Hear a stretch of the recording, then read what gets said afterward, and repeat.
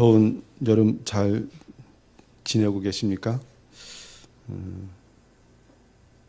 우리가 하나님의 백성으로 살아간다는 것이 이 세대에 참 힘든 그런 세대인 것 같습니다.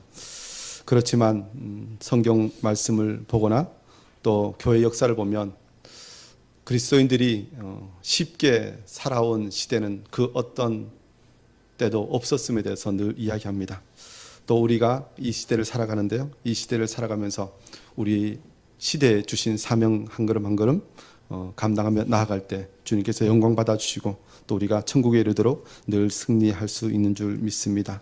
우리 계속해서 우리 마가복음을 통해서 예수 그리스도의 제자들이 어떻게 이 시대를 살아갈 것인가에 대해서 주님의 말씀과 또 그 행하심을 보면서 우리가 배우고 있는 중에 있습니다.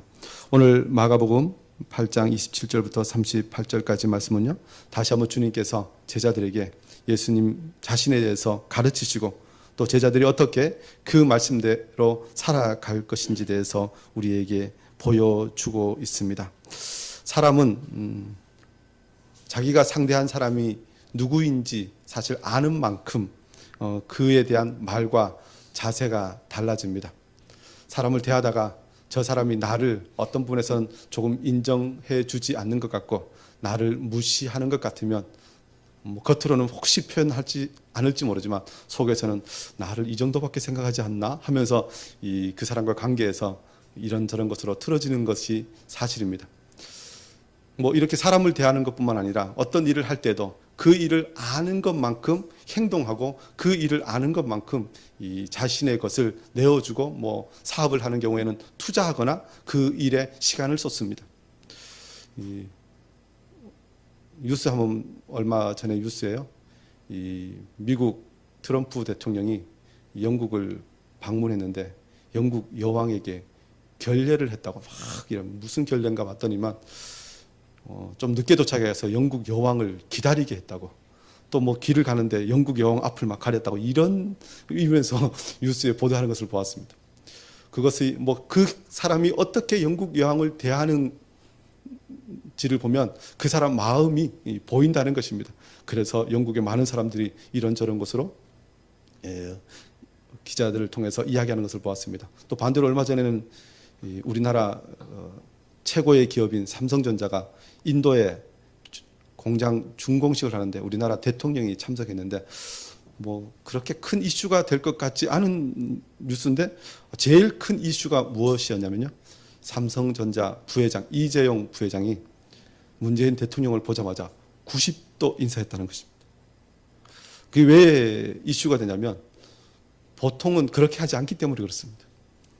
대통령은 대통령대로 그룹의 총수는 총수대로 그냥 이렇게 격식에 맞는 인사를 하게 되는데 왜 굳이 그렇게 90도에 가까운 인사하고 또 여러 번 그런 자세를 취했을까?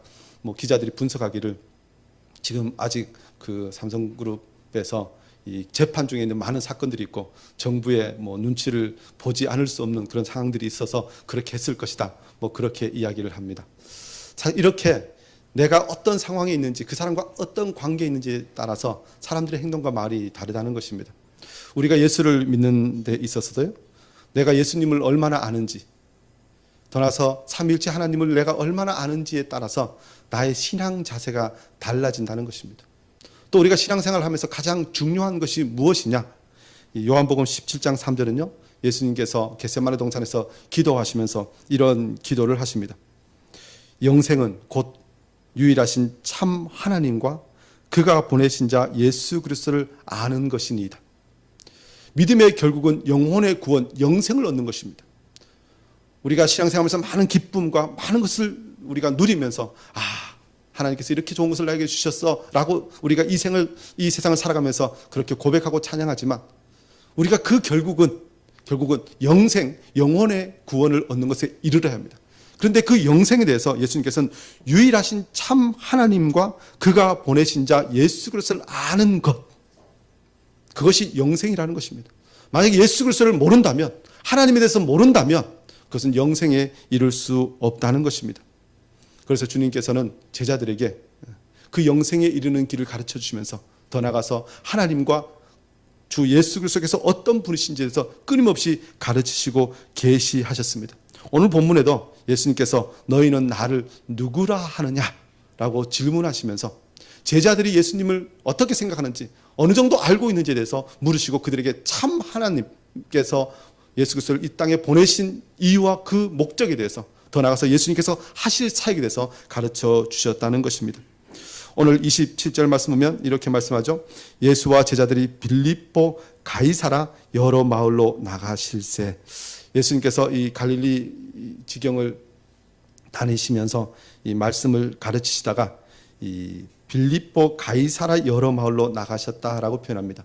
이 빌립보 가이사라는 이 갈릴리 호수에서도 더 북쪽으로 그야말로 이 헐몬산하고 정중간쯤 됩니다. 그리고 이 구약 성경에는 이스라엘의 영토를 이야기할 때 단과 부엘세바라는 표현을 씁니다. 제일 북쪽에 단 지방이 있고 거의 남쪽에 부엘세바가 있는데 이것이 이스라엘 영토의 북과 남의 경계입니다. 그래서 이 빌립보 가이사라가 어느 쯤에 있었냐면 성경에는 보통 단 지방이라고 이야기하는 그 지역이 이 빌립보 가이사라 지역일 것이다라고 이야기합니다. 그러니까 이스라엘 백성들로 하면 제일 북쪽이죠. 그런데 이 지명이 어떻게 불려집니까? 단지방, 갈릴리 북쪽, 이렇게 불리지 않고 지금 빌립보 가이사라라고 불립니다. 마을 이름이 바뀌었죠. 이 왜 바뀌었는지에 대해서 역사를 보면요. 이 빌립보는 빌립이라는 이 왕이 누구냐면 헤롯 왕. 지금 이 당시에 이 갈릴리 지역을 다스리고 있는 헤롯 왕의 형 빌립입니다. 세례 요한을 헤롯 왕이 죽일 때 그 빌립의 아내 헤로디아라는 표현인데 그 빌립이 바로 이 빌립보 성을 이 건축한 헤롯입니다. 그래서 이 빌립을 기념하기 위해서 빌립보라는 단어를 쓰는데 그런데 이 빌립이 왜 이 성을 다시 재건하고 건축했냐면 이 로마 황제 가이사를 기리기 위해서 이 성을 세웠다는 것입니다. 그래서 이 성을 세우면서 이름을 완전히 바꾸었습니다. 빌립보 가이사라. 이 가이사라라는 지역은 이 지중해 쪽에도 도시가 하나가 있습니다. 그런데 굳이 여기에 그 도시와 구별하기 위해서 빌립보 가이사라라는 지명을 썼는데요. 근데 이 지명을 쓰면서 사람들이 계속해서 어느 마을 이름을 계속 부르게 되잖아요. 근데 부를 때 이 사람들은 무엇을 생각할까요? 빌립보, 가이사라. 그러면 이 빌립 헤롯 왕을 생각하고 또 가이사 왕을 황제를 기억할 것입니다. 어떤 이름을 부르는 것은 그 사람이 어떤 존재인가에 대해서 먼저 인식하는 것입니다. 예수님께서 굳이 그 지역에 가셔서 빌립보 가이사라를 다니시면서 제자들에게 너희들은 나를 누구라 하느냐 이렇게 물으셨다는 것입니다. 그 사람을 아는 만큼 그 사람에 대해서 행동하기 때문에 특별히 제자들이 예수님을 아는 것만큼 예수님을 따라갈 것이기 때문에 예수님께서는 다시 한번 제자들에게 예수님이 어떤 분이신지에 대해서 가르치셨다는 것입니다. 오늘 말씀 보면요. 예수님께서 제일 먼저 어떤 질문을 하십니까? 사람들이 나를 누구라고 하느냐. 사람들. 어떤 분에서는 예수님과 함께 다니던 그 그룹이 아니라 어떤 분에서는 이 제자들 밖에 있는 사람들, 따르던 무리일 수도 있고요. 또 무리 밖에서 또 예수님을 대적하던 사람들일 수도 있습니다. 그런데 여기서 이 사람들이라는 이 표현은 그나마 예수님에 대해서 좀 호의적인 사람들이겠죠. 누구라고 하느냐라고 물을 때 제자들이 뭐라고 대답합니까? 그 사람들이 이렇게 알고 있다는 것입니다. 이르되 세례 요한이라 하고 더러는 엘리야, 더러는 선지자 중에 하나라 하나이다. 이 세례 요한은 이 헤롯 왕이 세례 요한을 죽인 이후에 예수님께서 이 말씀을 전하실 때 세례 요한이 다시 살아났다라고 이야기할 정도로 예수님께서 하시던 사역과 세례 요한의 사역이 어떤 분에서는 연계성이 있습니다. 그리고 이 헤롯 대왕이 그렇게 두려워할 정도로 예수님의 사역이 이 세례 요한의 다시 살아난 것 같은 그런 영향력을 사람들에게 인식하게 했다는 것입니다. 사실 이 정도만 해도 예수님에 대해서 굉장히 호의적인 지식입니다. 나쁜 사람이 아니잖아요. 특별히 엘리야라는 말라기에 이 말세가 되면 엘리야를 하나님께서 보내시겠다 하는 그야말로 마지막 때 선지자가 엘리야입니다. 말라기 아니더라도 이 열왕기 상하에 보면 엘리야가 얼마나 위대한 선지자입니까? 그렇게 위대한 선지자로 예수님을 인정합니다. 그리고 더러는 선지자 중에 하나라. 거기까지 안 해도 이 말씀을 가르치시는 거 보니까 정말 선지자다. 참 선지자다. 능력 있는 선지자다. 그렇게 인정하는 그런 사람들이 있다는 것입니다. 그런데 예수님께서 사람들은 그렇게 이야기하지만 너희들은 나를 누구라 하느냐라고 다시 물으십니다. 보통 사람 같으면 이 정도 인정해 주면 이야, 사람들이 그 정도 나를 생각한단 말이야, 이렇게 좋아했을지도 모르겠습니다. 그런데 예수님께서 제자들에게 다시 물으십니다. 왜 그럴까요? 사람들이 알고 있는 그 예수님에 대한 지식은, 예수님을 아는 것은 그야말로 참이 아니기 때문에 그렇습니다. 부족한 것이기 때문에 그렇습니다. 그래서 제자들에게 너희들은 나를 누구라 하냐 라고 다시 물으십니다. 사람들이 예수님을 아는 것만큼 따라올 것이기 때문에 그렇습니다. 예수님이 말씀을 가르칠 때 많은 무리들이 따라왔습니다. 그 사람들이 어디까지 갔을까요? 성경 복음서를 전체 보면 그들이 예수님께서 예루살렘 성에 입성하실 때 사람들이 호산나 다윗의 자손이여 하고 이 종려나무 가지를 흔들 때 거기까지 쫓아갔을 것 같습니다. 그런데 그 이후에 그 사람들이 어떻게 변했습니까? 예수님께서 이 로마 군병에게 사로잡혔다는 이야기를 듣고 또 헤롯과 많은 대제사장과 장로들이 예수님을 고발할 때 그들이 순식간에 바뀝니다. 그를 십자가에 못 박으소서. 예수님을 제대로 알지 못하면 예수님의 겉모습만 보고 예수님의 겉 상황들만 보면서 예수님을 십자가에 못 박으라는 자로 바뀐다는 것입니다. 그래서 예수님께서는 다시 한번 제자들에게 물으십니다. 그것은 참 지식이 아니라는 것입니다. 그래서 오늘 29절에 너희는 나를 누구라 하느냐 물으십니다. 그때 베드로가 무엇이라고 대답합니까? 이르되 주는 그리스도시니이다. 이 그리스도란 단어는 이 헬라어로는 그리스도라는 단어인데요, 이 히브리어 구약 성경에는 메시아입니다. 그러니까 지금 이 베드로는 보통 사람들의 지식보다 더 앞서 나가는 거죠. 더 확실하게 당신은 메시아입니다. 그리스도입니다. 더 나가서 이 마태복음 16장에 보면 베드로가 고백한 것이 더 긴 문장으로 이렇게 기록되어 있습니다. 이르되 주는 그리스도시요 살아계신 하나님의 아들이시니이다.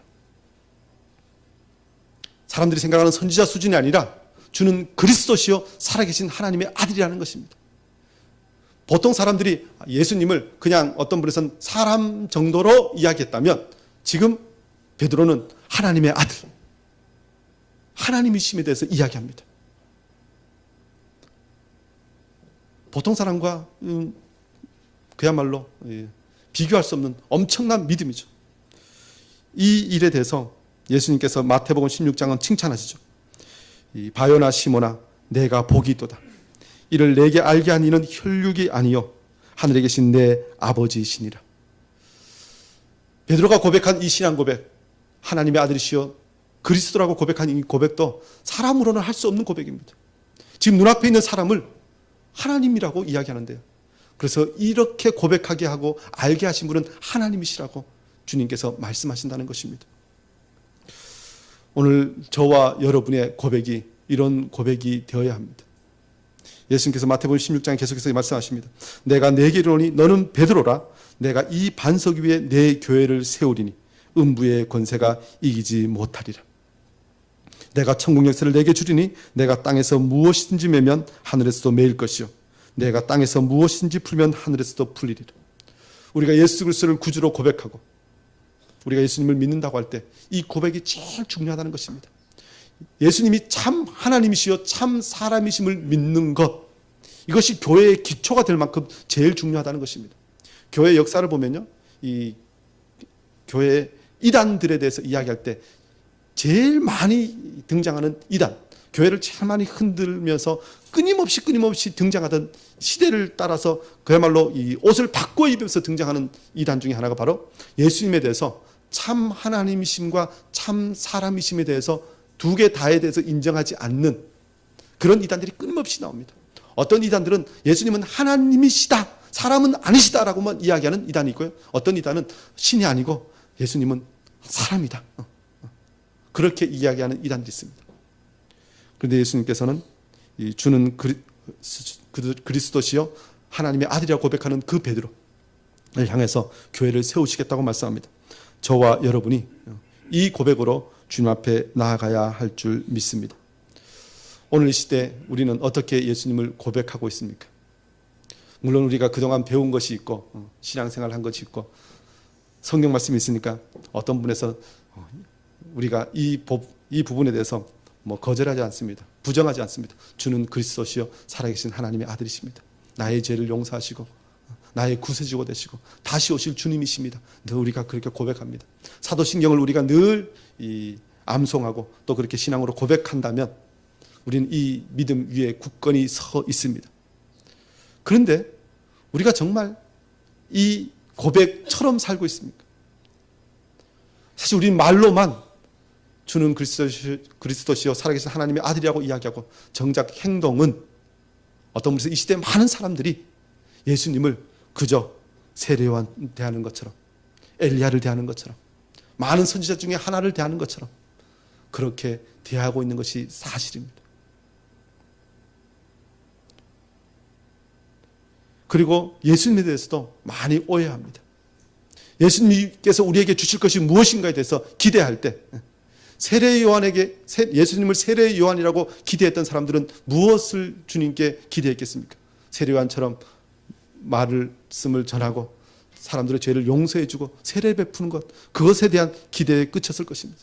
엘리야라고 이야기했던 사람들은 엘리야처럼 수많은 이적을 행하는 것, 그것 정도로 예수님에 대해서 기대했을 것입니다. 사실 우리가 예수님을 하나님의 아들이시오 그리스도라고 고백하지만 우리는 정작 예수님에 대한 기대는 우리의 신앙 고백만큼 또 하지 않는 것이 사실입니다. 그리고 예수님에 기대하는 것도 예수님께서 뜻하시는 것과 다른 것이 얼마나 많은지 모릅니다. 지금 제자들도 베드로도 예수님을 보통 사람보다는 더 하나님의 아들이시오 그리스도라고 고백하지만 여전히 오해하고 있다는 것입니다. 이 뒷부분에 보면요, 제자들이 예수님께서 이 나라를 차지하시면 하나는 나를 우편에 좌편에 그렇게 앉게 해달라고 부탁합니다.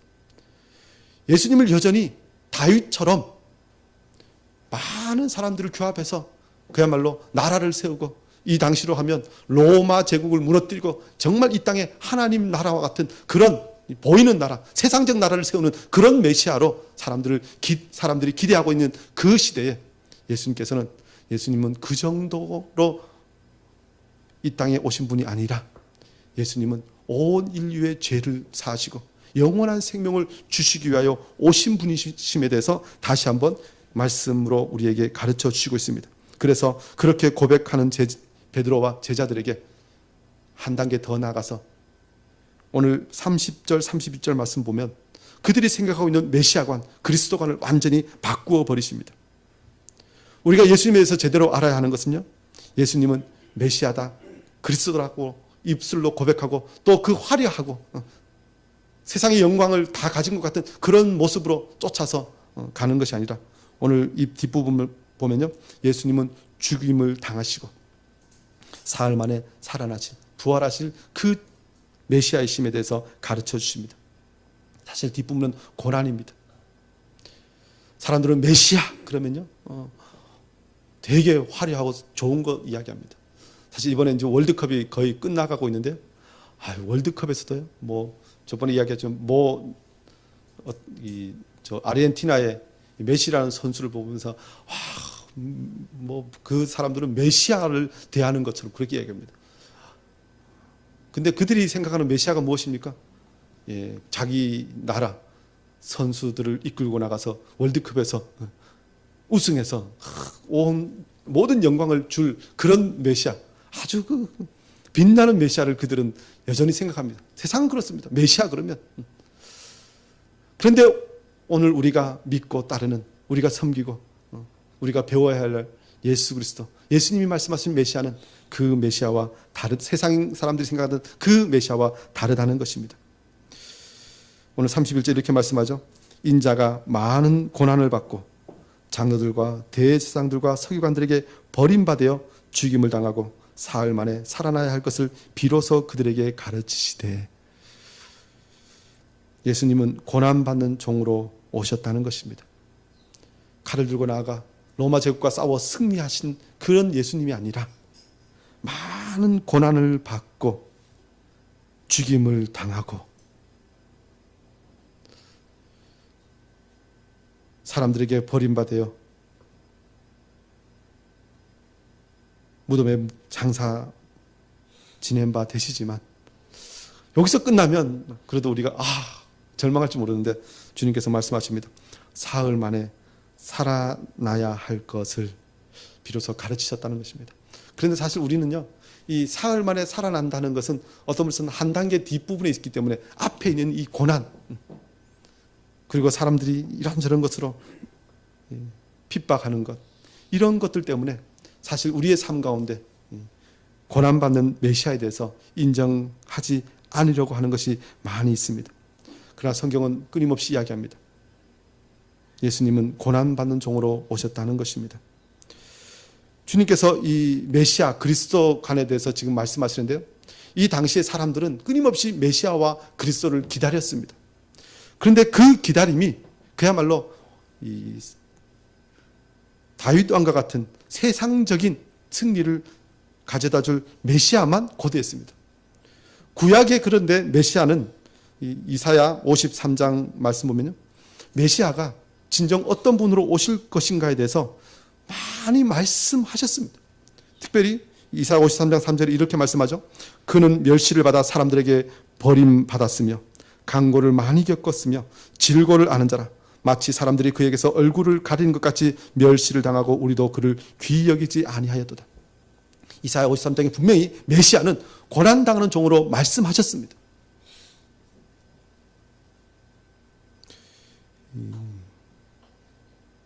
그런데 이 당시에 예수님 당시의 사람들은 그 고난받는 종에 대한 메시아의 예언은 그야말로 무시하고 구원하시는 종, 하나님께서 그의 백성들을 구원하실 것이다 라는 이 기대에 대한 메시아, 다윗의 자손에 대한 이 메시아만 생각하고 있었다는 것입니다. 그야말로 하나님께서 말씀을 다, 영광과 고난의 말씀을 다 주셨다면 예수님 당시의 사람들은 이 고난은 싹 빼버리고 그 영광의 메시아만 붙잡고 있었다는 것입니다. 그래서 그 고난받는 메시아에 대해서 모습이 보이면 애써 부정하고, 만약 그 모습으로 온다면 그것을 받아들이지 않고 그야말로 발로 차버리고 나는 영광의 메시아만 쫓아가겠다, 이런 모습이 사람들에게 있었습니다.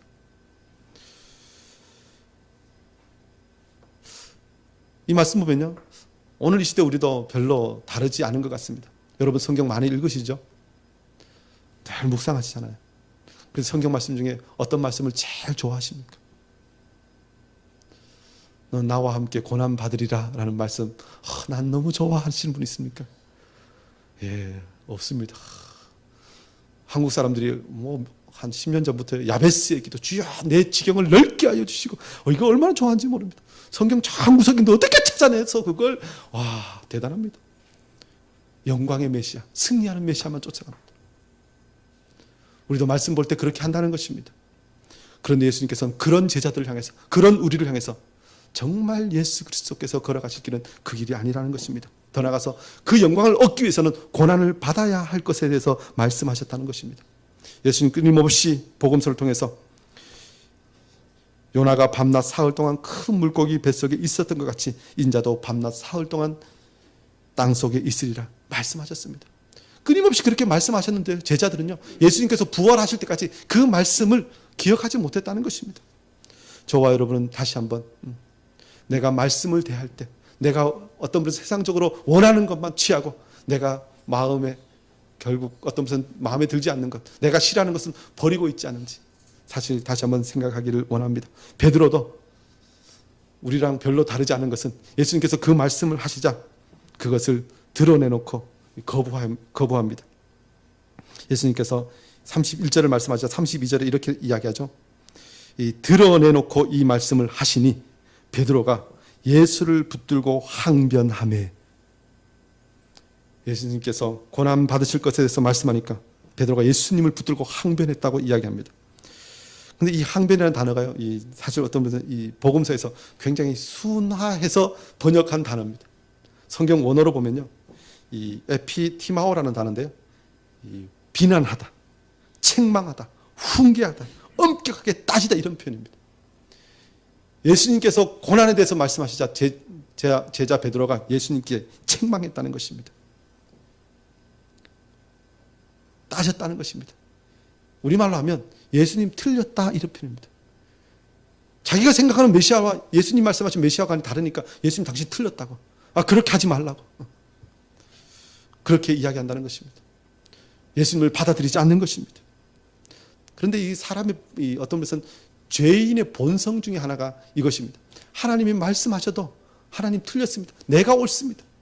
왜 하나님 그런 식으로 하십니까? 라고 이야기하는 것이 죄인의 본성입니다. 창세기 4장에 가인이 아벨과 함께 각기 하나님께 제사를 하죠. 그런데 하나님께서 아벨의 제물은 받으시고 가인과 그의 제물은 받지 않으십니다. 그때 가인이 어떤 행동을 합니까? 몹시 분하여 안색이 변하니 열이 막 났다는 것이 화가 났다는 것입니다. 하나님이 이러실 수가 있냐고. 하나님이 받으시고 안 받으시는 것인데 악한 인간은 하나님에 대해서 그렇게 분노했다는 것입니다. 결국 죄인의 모습이라는 것입니다. 로마서 8장 7절은 이렇게 말씀합니다. 육신의 생각은 하나님과 원수가 되나니 이는 하나님의 법에 굴복하지 아니할 뿐 아니라 할 수도 없습니다. 인간의 생각은요, 하나님이 말씀하시는데 굴복하지 않는다는 것입니다. 하나님과 원수가 될 정도로 대적한다는 것입니다. 베드로가 그렇게 했습니다.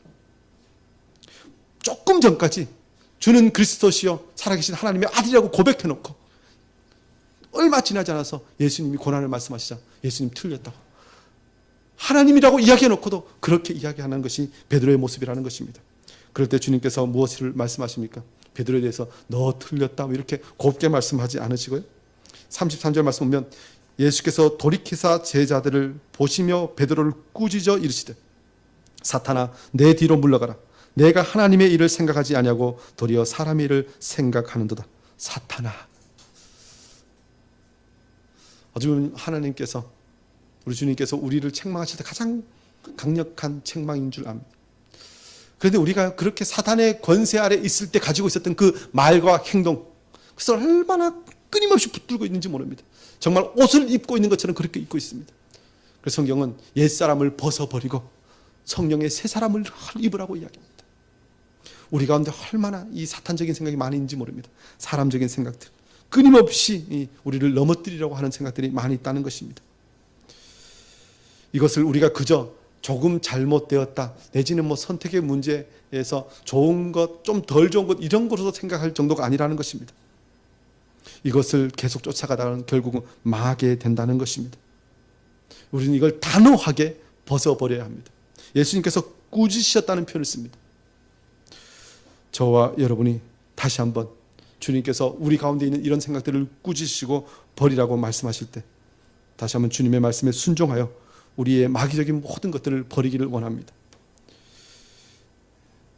여기까지는요, 어떤 분에서는 예수님께서 예수님 자신에 대해서 계시하신 것입니다. 나는 너희들 생각하는 것처럼 그렇게 이 땅에서의 왕이 되려고 온 것이 아니라 고난받기 위해서 왔다. 이렇게 말씀하신 자신에 대해서 이야기하셨다면요. 이 34절 말씀부터는요. 그런 주님을 따라가는 제자들은 어떻게 그러면 살아야 할 것인가에 대해서 말씀해 줍니다. 오늘 34절 말씀 보면요. 무리와 제자들을 불러 이르시되 고난받는 종, 그렇지만 부활하실 그 주님을 따르는 제자들은 이제 이렇게 살아가라는 것입니다. 예수님을 이렇게 알았다면 이제 너희들은 이렇게 살아가라는 것입니다. 우리가 예수님에 대해서 알아야 할 것은 바로 누구든지 예수님께서 가신 길을 따라가야 진정한 예수 그리스도의 제자가 된다는 것입니다. 34절에 이렇게 말씀하죠. 누구든지 나를 따라오려거든 자기를 부인하고 자기 십자가를 지고 나를 따를 것이니라. 예수님의 제자들도 예수님을 따르려거든 자기 십자가를 지고 따라가야 한다는 것입니다. 누가복음 14장 27절에 이렇게 말씀합니다. 누구든지 자기 십자가를 지고 나를 따르지 않는 자도 능히 내 제자가 되지 못하리라. 십자가를 지지 않는다면 능히 내 제자가 되지 못하리라 말씀하십니다. 내가 제자입니까? 내가 정말 예수를 따라가고 있습니까? 입술로는 혹시 그렇게 이야기할지 모르지만 정말 검증해 보면 내가 정말 십자가를 제대로 따라가고 있지 않는다면 예수님께서 가신 그 길을 동일하게 걸어가고 있지 않다면 나는 예수님의 제자가 아니라는 것입니다. 저와 여러분은 다시 한번 이 땅에서 예수님의 뒤를 똑바로 따라갔으면 좋겠습니다. 사실 목사인 저도 늘 질문합니다. 내가 정말 예수님의 제자인가? 예수님의 길을 따라가고 있는가? 여러분 어떻게 생각하실지 모르지만 늘 제대로 따라가고 있지 못하구나라는 생각을 합니다.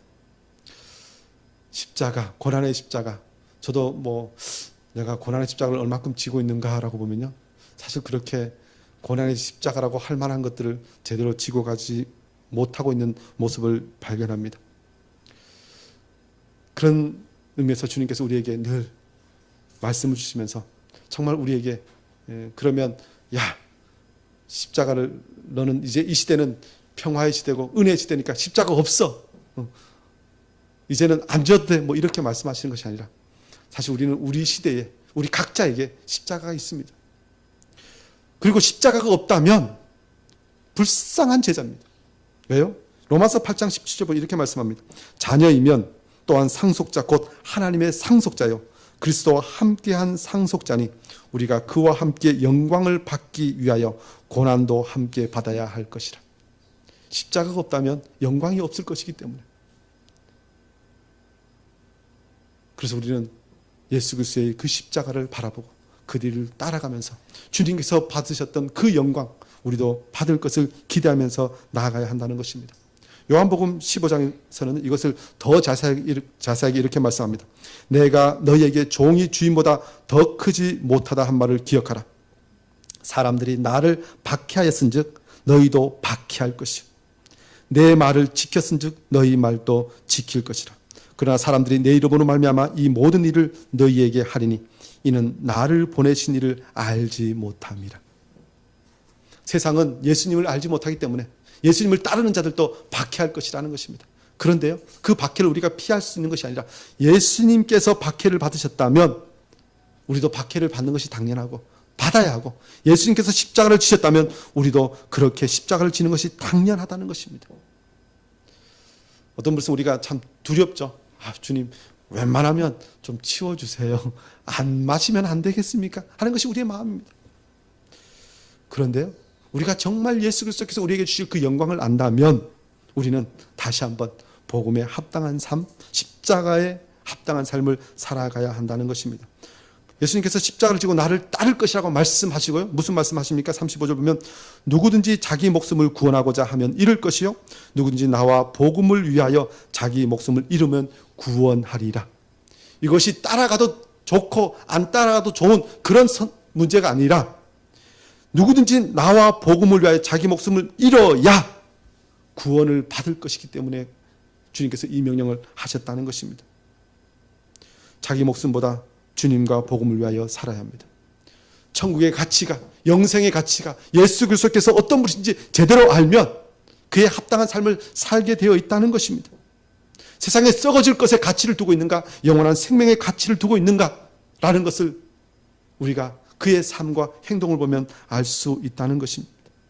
우리가 이 땅의 것을 버려야, 이 땅의 생명을 버려야 영원한 생명을 보존하게 된다고 성경은 말씀합니다. 그래서 36절에 이렇게 말씀합니다. 사람이 만일 온 천하를 얻고도 자기 목숨을 잃으면 무엇이 유익하리요? 온 천하를 다 얻어도 자기 목숨을 잃으면 아무 유익이 없다는 것입니다. 사실 우리는요, 온 천하를 얻고 싶잖아요. 이 서울 시내에 사는 사람들이 한 번은 해봤다는 말이 무엇이냐면요, 남산이나 뭐 높은 데 가서 수많은 빌딩들 보면서 여기 이 수많은 집들 중에 왜 나의 집은 없어? 뭐 이런 이야기를 한 번씩 해봤다고 이야기합니다.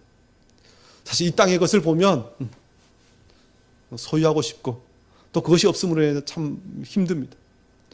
이 땅의 많은 것들을 소유하고 싶어하고 사람들은 그것을 향하여 달려갑니다. 그래서 어떤 사람은 큰 기업을 이루고 어떤 사람은 큰 돈을 벌고 또 많은 성공들을 이루는 많은 사람들이 있습니다. 그런데 우리는 그 온 천하보다 더 큰 가치 하나를 우리가 추구해야 되는데 그것이 바로 목숨, 영원한 생명이라는 것입니다. 만약 이것을 안다면 세상의 것들은 버릴 수 있어야 한다는 것입니다. 천국에 대해서 비유할 때도 무엇을 말씀하십니까? 지극히 값진 보화, 지극히 값진 진주를 만나면 이 세상의 것을 다 판다는 표현을 씁니다. 천국을 아는 자는 그렇게 행동한다는 것입니다. 예수님을 제대로 아는 자는 그렇게 예수님의 길을 따라간다는 것입니다. 누가복음 12장에도 이 비유가 나옵니다. 어떤 부자가 여러 해 쓸 물건을 창고에 잔뜩 쌓아놓고 이야기합니다. 평안히 쉬고 먹고 마시고 즐거워하자. 성경이 참 놀라운 말씀입니다. 어떻게 이 말씀이 있는가? 이 시대 사람들이 추구하는 가장 큰 소망이 무엇입니까? 누가복음 12장에 있는 단어가 평안히 쉬고 먹고 마시고 즐거워하자. 요즘 욜로족이라 해서 이거 추구하는 사람들이 계속 사람들에게 이슈되는데요. 사람들은 이것을 그야말로 역사리로 계속 추구해 왔습니다. 그리고 요즘 사람들은 그래, 나는 이러한 것을 누릴 만한 자격이 있어. 그래서 요즘 심지어 나에게 주는 선물이야 하면서 그것을 아주 정당하게 누리는 것을 자랑하는 것도 봅니다. 예, 누릴 수 있어요. 누리십시오. 그러나 이것을 누리다가 정말 중요한 것, 예수 그리스도를 따라가고 주님께서 우리에게 주신 영원한 생명을 놓쳐버리면 그보다 더 불쌍한 인생이 없다는 것입니다. 이 인생에 대해서 이 누가복음 12장 계속해서 이렇게 말씀합니다. 하나님은 이르시되 어리석은 자여, 오늘 밤에 내 영혼을 도로 찾으리니 그러면 내 준비한 것이 누구의 것이 되겠느냐. 어리석은 자라고 말씀합니다. 예수 그리스도를 제대로 모르고 세상을 위하여 살아가는 자, 어리석은 자입니다. 참 생명을 추구하지 않는 자, 어리석은 자라는 것입니다. 세상은 이것을 자랑합니다. 돈을 자랑하고 성공을 자랑하고 누리는 것을 자랑합니다. 그리고 정말 복음을 위하여 고난받는 것 얼마나 멸시하는지 모릅니다. 그런데 이런 것들을 다 하시고 37절 38절에 이렇게 말씀합니다. 사람이 무엇을 주고 자기 목숨과 바꾸겠느냐. 누구든지 이 음란하고 죄 많은 세대에서 나와 내 말을 부끄러워하면, 음란하고 죄 많은 세대는 복음의 가치, 영원한 생명의 가치, 예수 그리스도에 대해서 부끄러워하게 만드는 세상입니다. 예수 믿는 것 때문에 이런저런 물질의 이 유익을 포기하면, 그야말로 큰 돈 버는 것을 포기하면 사람들은 어리석은 사람이라고 이야기합니다. 예수님을 위하여 예배하고 예수님께서 맡기는 사명 감당하기 위해서 세상의 즐거움을 내려놓으면 친구들이나 주위 사람들은 그렇게 예수 믿냐고, 다른 사람은 다 그렇게 하는데 왜 너는 굳이 그렇게 이상하게 믿냐고 사람들을 그렇게 이야기하는 그런 시대가 되었습니다. 예수 믿는 것에 대해서 부끄럽게 만드는 세대. 그러나 그 세대에서 주님께서 주신 약속의 말씀을 잊어버리고 그들과 함께 쫓아가는 그런 어리석은 자가 되지 않아야 한다는 것입니다. 반대로 세상은 그렇게 나를 부끄럽게 만들려고 온갖 노력을 다할지 모르지만 주님의 그 약속의 말씀, 주님의 이름을 부끄러워하지 않으면 주님께서 어떻게 하시겠다고 말씀합니까? 38절 후반절에 이렇게 말씀합니다. 나와 내 말을 부끄러워하면 인자도 아버지의 영광으로 거룩한 천사들과 함께 올 때 그 사람을 부끄러워하리라. 그런데 반대는 무엇입니까? 너희가 나를 시인하면 나도 아버지 앞에서 너희들을 시인할 것이라고 이야기합니다. 주님께서 얻으셨던 그 부활의 영광, 하나님 보좌 우편에 앉으신 그 영광을 그의 제자들, 주님의 그 고난에 동참한 자들에게 주시겠다고 말씀합니다. 10골, 5골 다스릴 권세를 주시겠다고 말씀합니다. 그러면서 저와 여러분이 예수 그리스도와 복음을 부끄러워하지 않는 그런 자들이 되기를 원합니다. 그런데 부끄러워하지 않기 위해서는 무엇을 알아야 한다고 이야기합니까? 우리 주님이 어떤 분이신지 제대로 알아야 합니다. 그저 세례 요한, 엘리야, 많은 선지자 중에 하나처럼 아는 것이 아니라 고난 받으시지만 사흘 만에 부활하시고 그의 백성들과 제자들에게 참 생명을 주시는 주님, 그 주님께서 나를 구원하셨음을 고백하고 그 이름을 부끄러워하지 않는 자, 그 자가 될 때 주님께서 우리를 참 제자 삼으시고 또 우리가 주님의 영광을 위하여 그 모든 일을 온전히 감당하고 또 주님께서 걸어가셨던 그 십자가의 길을 제대로 걸어갈 수 있는 줄 믿습니다. 그리고 그 이후에 주님께서 우리에게 주신 그 부활의 영광 소유하며 또 세상 가운데 하나님의 살아계심을 온전히 증거할 뿐만 아니라 영원한 천국을 누리는 복된 인생이 될 줄 믿습니다. 저와 여러분이 주님의 길을 온전히 따라감으로 이 영광에 동참하는 거룩한 주의 제자들 되기를 주의 이름으로 축원합니다. 기도합니다.